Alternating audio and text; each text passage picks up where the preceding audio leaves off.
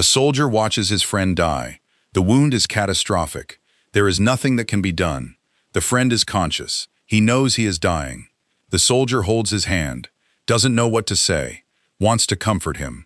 But how do you comfort someone who is bleeding out in mud? The friend dies. The soldier has to stand up, has to pick up his rifle, has to keep moving. An hour later, another friend is killed. Then another. Then another. By the end of the week, everyone the soldier knew has been killed, except him. How does a human being process that? How does the human mind survive that? The answer is, it barely does.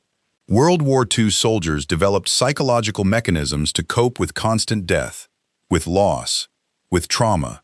Some of these mechanisms were healthy, some were destructive. All of them were necessary for survival. Today, we're going to explore 15 ways that World War II soldiers coped with death, not as abstract psychological concepts, but as actual human survival strategies. The truth is both fascinating and deeply tragic. Reason 15. Dissociation and emotional numbness. I feel nothing anymore.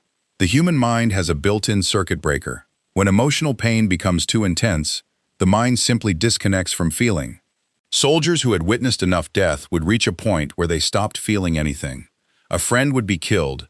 The soldier would feel a brief moment of sadness. Then nothing.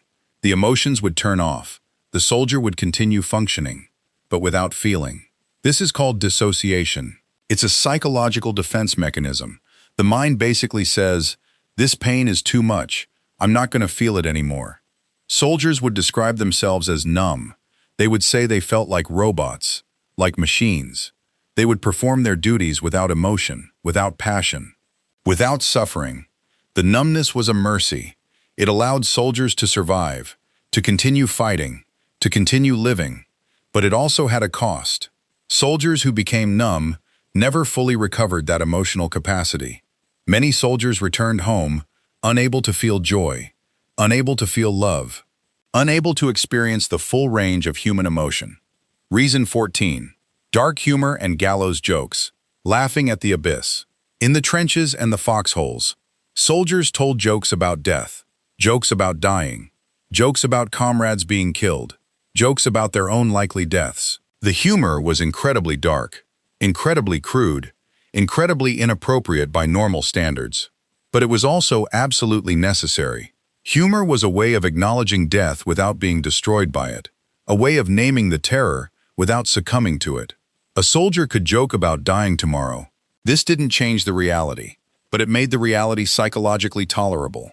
The humor created psychological distance from the horror. Officers generally allowed the dark humor. They understood that soldiers needed it. The jokes were not signs of callousness.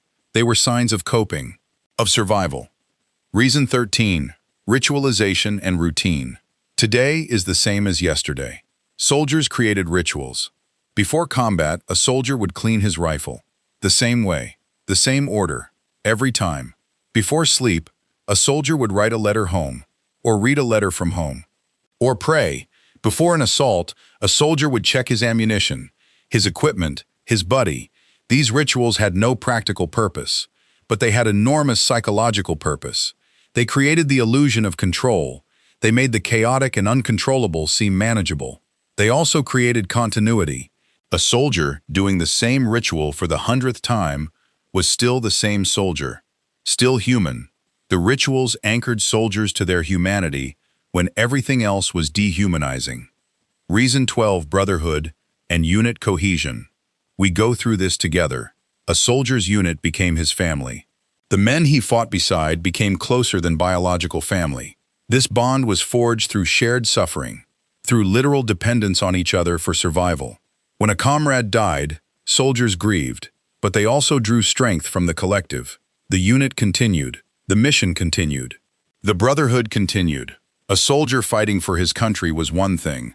A soldier fighting for the man next to him was something else entirely. The brotherhood meant that a soldier could process the death of comrades by channeling that loss into protective fury for the remaining members of the unit. Death wasn't just loss.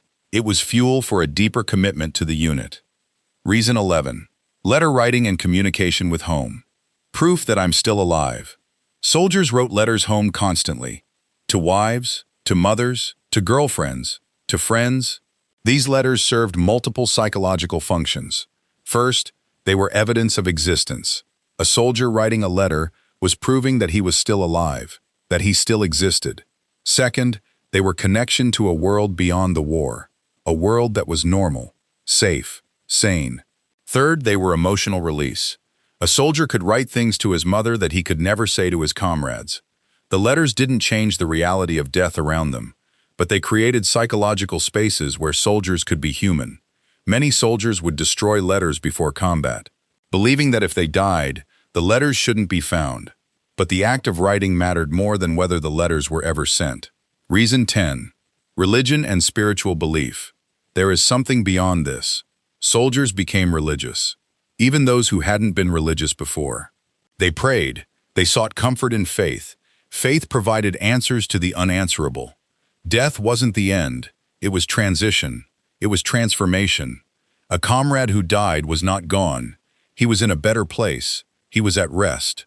This faith didn't make death acceptable, but it made death meaningful. Soldiers would comfort dying comrades with promises of eternal life, would believe that the suffering was temporary. For many soldiers, faith was the only way to process the scale of death they were witnessing. Reason 9. Focus on immediate mission. Don't think about death. Think about the objective. Soldiers learned to focus on the immediate mission.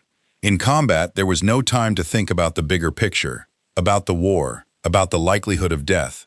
Soldiers focused on the next movement, the next target, the next order. This wasn't avoidance of reality. It was compartmentalization of reality. By focusing on the immediate, soldiers could function in the present without being paralyzed by thoughts of the future. A soldier who thought too much about dying would become non-functional. A soldier who focused on the mission could survive. The mission became a psychological anchor, a way of structuring reality that was manageable. Reason 8. Survivor's guilt and meaning-making. Why did I survive when others didn't? Many soldiers survived battles where many others died. This created an existential crisis. Why? Why did I survive? Soldiers would convince themselves that they survived for a reason, that they had a purpose, that their survival was meaningful. Some believed that God had spared them for a reason. Others believed that they needed to honor the fallen by continuing to fight, by completing the mission. Some believed that they survived because they were stronger, or luckier, or more worthy. The survivor's guilt was profound, but soldiers coped with it by creating meaning out of survival. Reason 7. Anger and rage. Channeling grief into action. When a soldier watched his friends die, he felt rage. Murderous rage. The kind of rage that could drive a person to kill without hesitation. Soldiers learned to channel this rage into combat effectiveness. Grief became anger. Anger became motivation. Motivation became killing. In a perverse way, the death of comrades became fuel for the killing of enemies. A soldier could process the trauma of death by creating more death. This doesn't make it morally acceptable, but it does explain how soldiers continued to function in combat. Rage kept soldiers moving when everything else would have stopped them. Reason 6. Compartmentalization. War is here. Home is there, never mix them. Soldiers learned to compartmentalize their minds. During combat, they were killers, efficient, deadly, emotionally detached. When they left combat, they could briefly be human again, could write letters, could talk about home. Then, when they returned to combat, they compartmentalized again. This ability to switch between modes was crucial for survival. A soldier who carried his feelings from combat into normal moments would be destroyed. But a soldier who could separate these experiences could survive both. The compartmentalization wasn't healthy, but it was necessary. Reason 5. Forward focus and avoidance of the past. Don't look back. Soldiers learned not to dwell on the past. A friend killed yesterday? Move forward. Don't think about him. A massacre witnessed last week? Move forward. Don't remember it. Soldiers developed a psychological stance of perpetual forward motion. The past was unbearable. The future was uncertain. So soldiers focused on the present moment. This wasn't escapism exactly. It was survival. A soldier who looked back too much would be consumed by what he had seen. A soldier who only looked forward could keep moving. Reason 4. Fatalism and acceptance of death. If it's my time, it's my time. After enough exposure to death, Soldiers often became fatalistic. They accepted that death was possible, maybe even probable. This fatalism wasn't depression. It was a form of peace. If death was inevitable, then there was no point in being afraid of it.